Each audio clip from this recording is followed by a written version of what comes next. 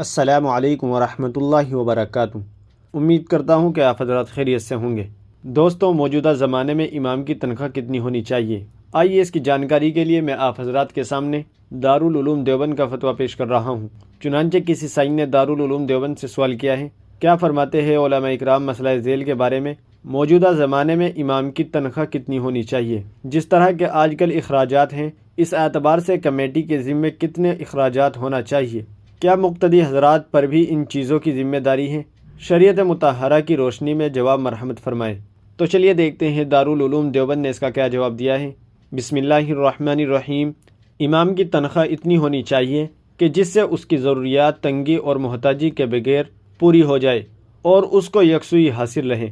علاقے کی نوعیت کے اعتبار سے اس کی مقدار مختلف ہو سکتی ہے، اور تنخواہ کے نظم کی ذمہ داری جس طرح مسجد کمیٹی کی ہے، اسی طرح مصلیوں کی بھی ذمہ داری ہے کہ تنخواہ کے اخراجات کے لیے حسب و وسعت تعاون کرے۔ واللہ تعالی علم۔ دارالفتہ دارالعلوم دیوبند۔ ناظرین، امید ہے کہ مسئلہ آپ کی سمجھ میں آ گیا ہوگا۔ ویڈیو کو زیادہ سے زیادہ شیئر کر دیجیے گا اور ہمارے چینل کو سبسکرائب بھی کر دیجیے گا۔ تو چلیے پھر ملتے ہیں کسی دوسری ویڈیو میں۔ السلام علیکم ورحمۃ اللہ وبرکاتہ۔